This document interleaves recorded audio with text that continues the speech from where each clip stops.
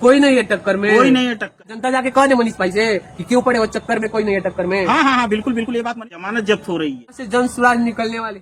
नमस्कार, आप देख रहे हैं नाव एक्सप्रेस 24 और हमारे साथ हैं अभी लंकेश ओम। आपने इनको मेरे कई सारे वीडियो में भी देखा होगा कि लंकेश ओम के बिहार पॉलिटिक्स पे क्या बोले, इनका क्या कथन रहा। ये जनसुराज को सपोर्ट कर रहे हैं, मनीष कश्यप को सपोर्ट कर रहे हैं और बिहार में इन्होंने कई बार बोला है कि राम राज्य चाहते हैं।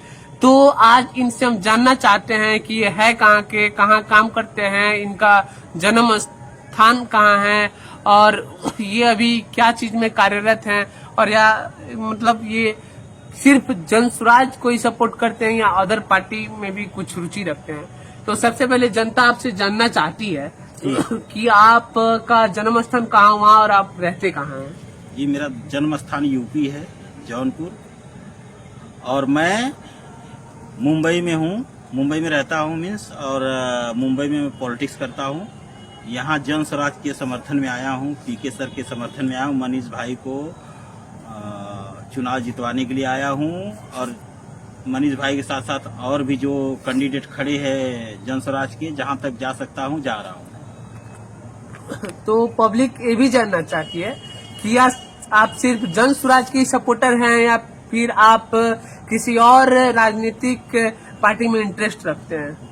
नहीं, मैं मुंबई में अभी फिलहाल तो मैं शिवसेना में हूँ, शिवसेना में काम करता हूँ मुंबई में। लेकिन पीके सर को मैं बहुत पहले से फॉलो करता हूँ और पीके सर की सारी बातें एकदम सच्ची लगती है। वो जो बोलते हैं वो 501% करेंगे, 100% छोड़ दो, 500-100% करेंगे।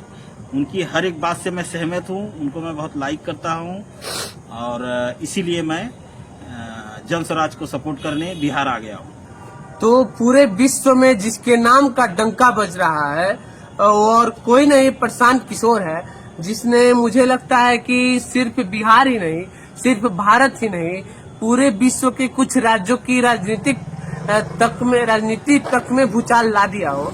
आप उस पीके के समर्थक हैं? जी, देश के अलग अलग राज्य में, केंद्र में, सब जगह पे पीके सर है ना, सबको है ना, सबके अंदर खलबली मचा दी है पूरी तरह से। सब लोग बोलते हैं ना कि बेहोशी की हालत में चल रहे, अब हमारा क्या होगा, अब हमारा क्या होगा, क्योंकि जन स्वराज बिहार में सरकार बनाने जा रही है 14 तारीख के बाद, और यहाँ पे काम करेगी जन स्वराज। बिहार का काम देख के, बिहार का राम राज्य देख के, जैसे जन स्वराज आएगी वैसे ही राम राज्य लागू हो जाएगा, राम राज्य शुरू हो जाएगा। और यही देख के अदर स्टेट के लोग आएंगे, बोलेंगे हमको भी जन स्वराज चाहिए, हमको भी जन स्वराज चाहिए, हमारे स्टेट में चाहिए।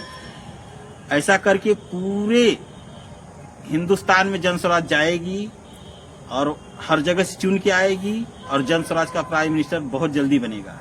आपका जन्म स्थान किस राज्य में हुआ और कहाँ पे? पता है तो अभी यूपी में यूपी प्रॉपर कुछ जौनपुर, किराकत। तो क्या आप जनसुराज की इतने सपोर्टर हैं, जबकि आपके यहाँ के तो अभी फिलहाल के सीएम है बाबा योगी आदित्यनाथ, आपके यहाँ के मुख्यमंत्री, तो क्या आप अपने यहाँ के सीएम से संतुष्ट नहीं है?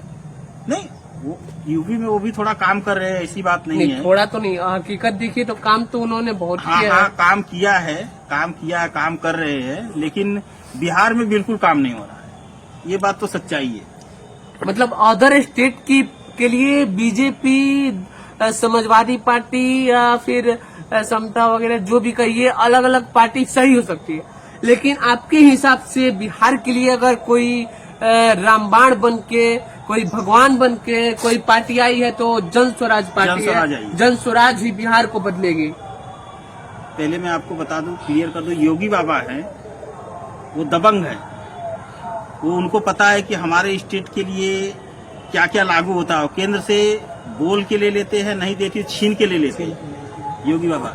लेकिन हमारे नीतीश चाचा जो है ये बीमार हैं, तो इनका दिमाग काम नहीं करता है। इनको पता नहीं है कि ये सीएम हाउस में है, क्या अपने घर पे है, क्या किसी और के घर पे, इनको कुछ पता ही नहीं, कार्यालय में है कि कहाँ पे है, इनको कब दिन होता है कब रात होता है वो पता ही नहीं चलता है।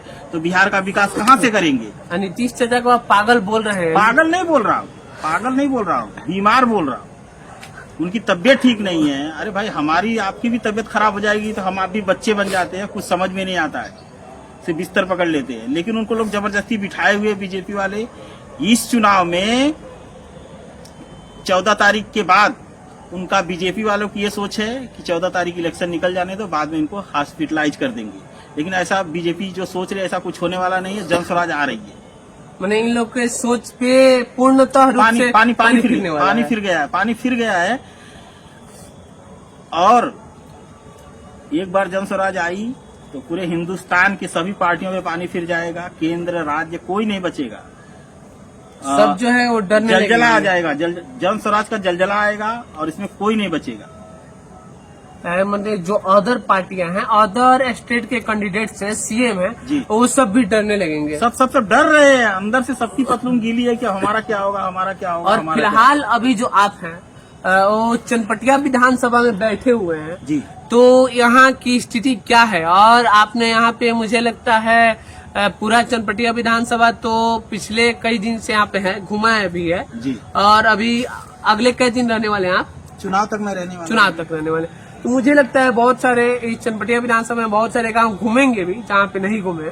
यहाँ की स्थिति से आपको क्या लग रहा है कि आप जन स्वराज के समर्थन में तो यहाँ पे आए हैं, तो यहाँ पे यहाँ से जन स्वराज निकलने वाली है कि नहीं? निकल रही है। मनीष भाई एक तरफा निकल रहे हैं। मनीष भाई की एक तरफा जीत हो रही है। सभी पार्टियों की जमानत जब्त हो रही है। कोई नहीं है टक्कर में, कोई नहीं है टक्कर में, कोई नहीं है टक्कर में। जन स्वराज के चक्कर में कोई ना पड़े। जन स्वराज के टक्कर में कोई नहीं है। तो क्या जनता जाके कह दे मनीष भाई से कि क्यों पड़े वो चक्कर में, कोई नहीं है टक्कर में? हाँ, बिल्कुल ये बात मनीष भाई को भी पता है कि हम वो जीत रहे हैं। मनीष भाई तो एक सच्चे इंसान है और मनीष भाई तो किसी भी कीमत पे जीत के आएंगे और बहुत ज्यादा मार्जिन से जीत के आ रहे हैं। प्लस जन स्वराज पूरे बिहार में जीत के आ रही है। इस बार चनपटिया विधानसभा की जनता और पूरे बिहार की जो पब्लिक है पूर्ण रूप से मनीष कश्यप को अपना समर्थन दे रही है और इस बार पूर्णतः पूर्ण बहुमत से विधायक बना रही है क्या? अरे मनीष भाई सेलिब्रिटी है भाई, वो जीत रहे हैं। वो तो पिछली बार बीजेपी ने उनको बहका के झांसा दे के वो कैसा सीधे साधे जाल में फंसा। अब सीधे साधे है मनीष भाई। वो लीडर नहीं है, वो लीडर नहीं है। वो पब्लिक है, पब्लिक के रहनुमा है, पब्लिक का सहारा है चनपटिया। और इसीलिए सन ऑफ बिहार नहीं कहा जाता है उनको, क्योंकि वो जनता के लिए काम करते हैं, रात दिन मेहनत करते हैं। किसी का कुछ भी प्रॉब्लम हो सॉल्व करके देते हैं और वो छल कपट उनके अंदर नहीं है।